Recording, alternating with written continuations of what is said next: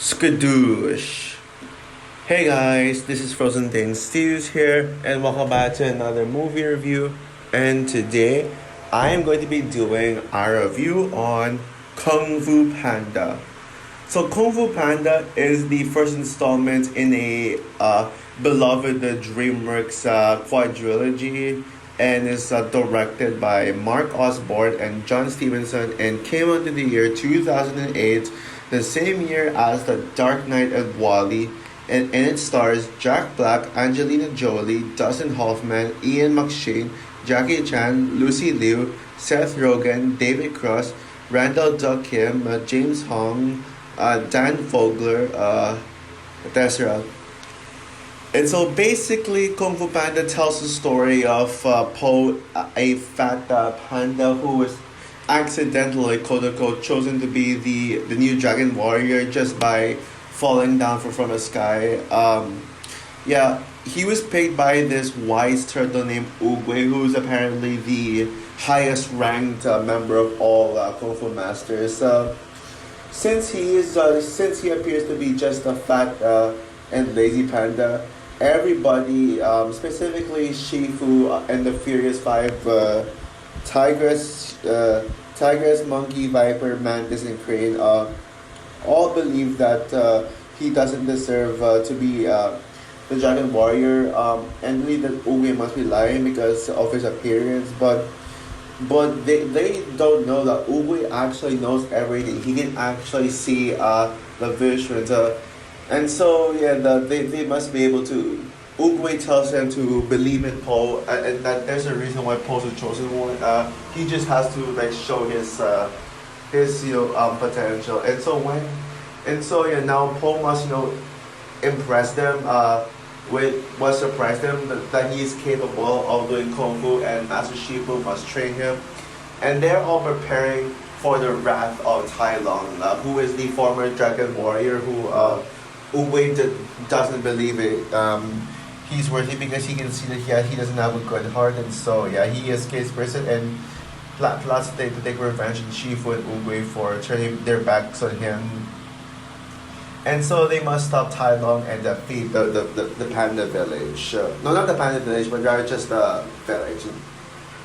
So I'm sure you all know why I'm reviewing this film, and I will review the second and third film too.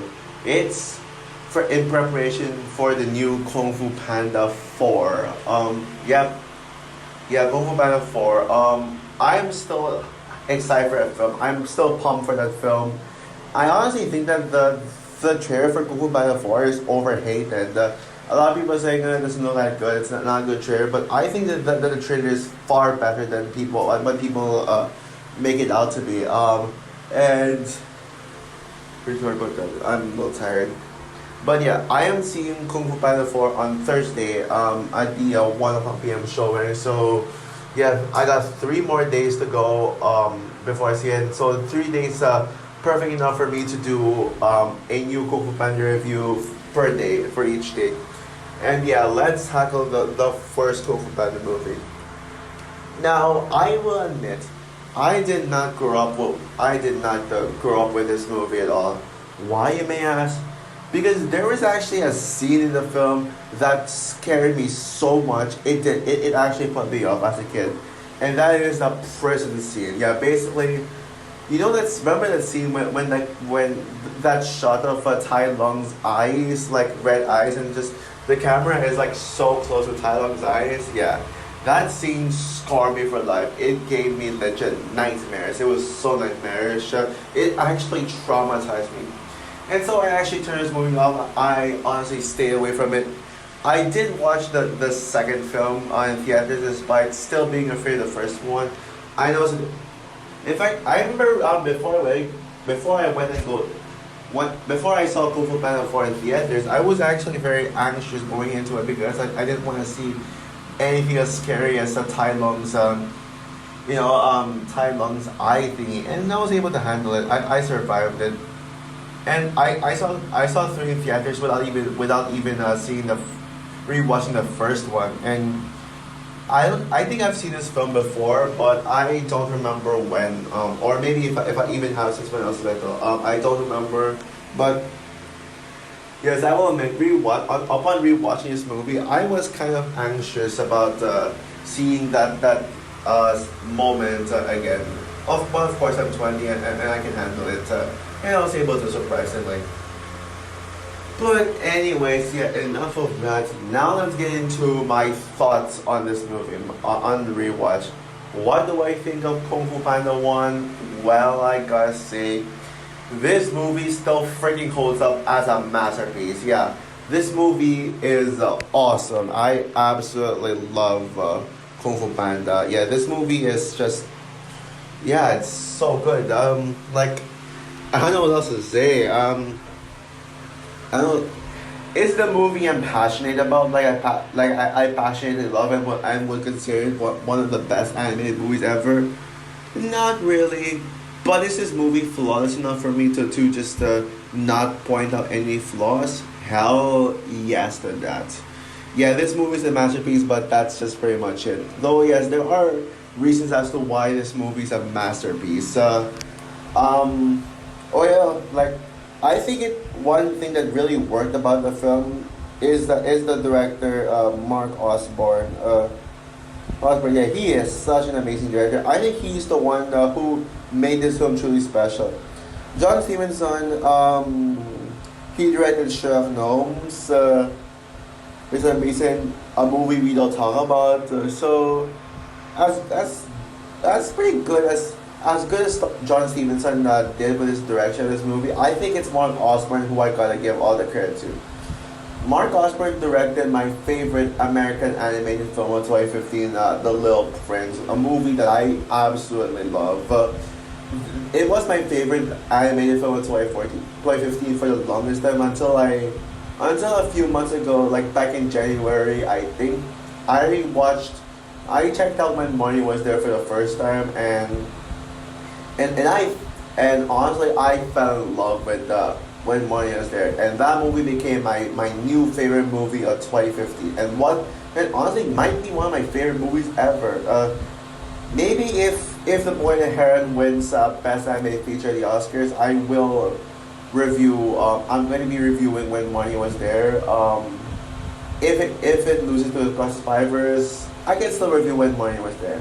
Yeah, but yeah, I'm talking about this because I'm just talking about Mark. Actually, yeah. Sorry if I'm going off topic. I'm just talking about I was mainly talking about The Little Prince and how masterful that movie is. I honestly still think The Little Prince is my favorite Mark Osborne movie, but Kung Fu Panda is definitely comes close to the levels of The Little Prince. The Little Prince just hit me harder. It just made an impact on me. But yeah, this Mark Osborne is honestly one of my favorite animated filmmakers, and and how the hell hasn't he been making movies lately? He should continue his director's work. Yeah. Now, yeah, where do I get started with this? Okay, yeah.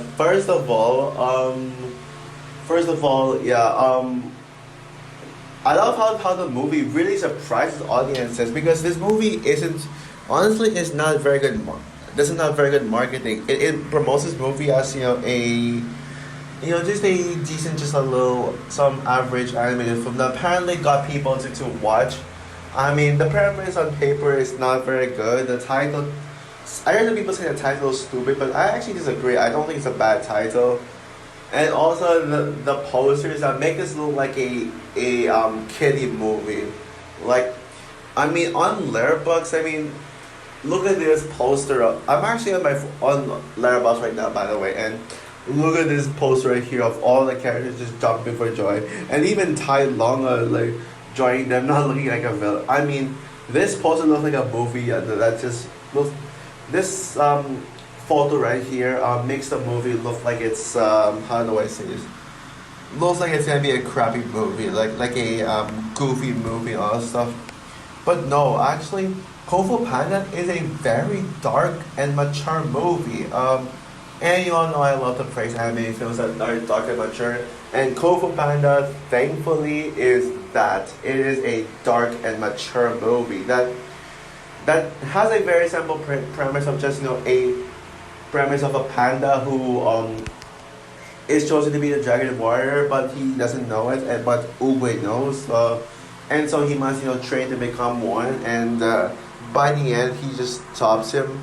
Yeah, sure, that sounds very cliche on paper, but what makes this movie actually work was the character developments. Yeah, the character developments, like this movie really knows that character developments very well, and it shows because this is some of the best character developments I've ever seen from DreamWorks. I mean, you got Poe, a fat panda who starts off as just a noodle cook, and he wants to see who the Dragon Warrior is, and so he just and so because he had a hard time climbing up the stairs, he got locked out of the arena, and he entered by blowing himself up with fireworks and jumping down, and he literally landed right in front of Uwe, up to the point where Uwe picked Poe.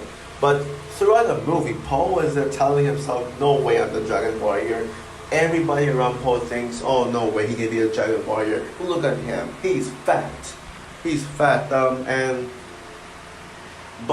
Yeah, Master Shifu is like taught on how to believe, and so yeah, with his patience, he taught Poe, and by the end, Poe has become a Dragon Warrior. So going from just a regular noodle cook to a Dragon Warrior, that and it's done in like 80 minutes. That is very impressive right here. Shifu also has a great character arc. In fact, his character development, I actually related that because I'm someone who actually tends to get impatient with people who are different. Like every time I see different people and they want to do this thing that I don't imagine them doing. I'm like, no, you can't do that. But then the person does it successfully, and I was proven wrong. Like it happened one time when someone singing, and I don't think that person was that person didn't seem capable of singing, but capable of singing. But when a person actually sang, I mean, it was a wow factor. Yeah, so it's something like that. So yeah, I related that. Or if if I'm in a group and if I'm a member and this one person is forced to be the leader, and I'm basically like, oh no way, this guy doesn't seem capable. This person doesn't seem capable of leading. But turns out that person can lead. So yeah, you see what I mean? Yeah. That's how relatable. That's how much I relate to Shifu. Like Shifu thinks that Poe cannot be the Dragon Warrior because of his appearances, but turns out he can actually do it. He can actually master Kung Fu very quickly. I mean, the Fierce Five literally have been training ever since they were little. Yeah. And speaking of the Fierce Five, they were awesome. They didn't have as much screen time as I thought, but they're still great companions to Poe. I've always wanted to put Tigers as my favorite Kung Fu Panda character, kind of, but honestly, I honestly can't really decide who my true favorite Kung Fu Panda character is. That's how much all the characters here are amazing. It's either Tigress, Oogway, or Shifu, yeah. And speaking of Oogway, yeah, Oogway is such a great character. I love how much of a mentor he is to Shifu. Like he's like the king of Kung Fu in the village. And yeah, I love how wise he is. Like he's probably the most likable character in this entire movie. And he said this one iconic quote that is easily the best line in the film. Yesterday is history, tomorrow is a mystery, and today is a gift. That's why it's called present. That is smart right there, today is called a present, and a gift is called a present. That means he's saying today represents a gift. That is brilliant right there. I mean, I already knew about those stuff kind of, but the way that Oogway presented it made it feel like I've never heard of that before. That is clever. And of course, let's talk about Tai Lung. Oh my gosh, Tai Lung is great. I still stand by calling Lord Shen the best Kung Fu Panda villain, but damn, is Tai Lung awesome. I can actually understand why some people prefer Tai Lung over Lord Shen. Yeah, Tai Lung is such a menace. I mean, he has a great backstory. He's a backstory where he's basically just a good guy who just turned to the dark side.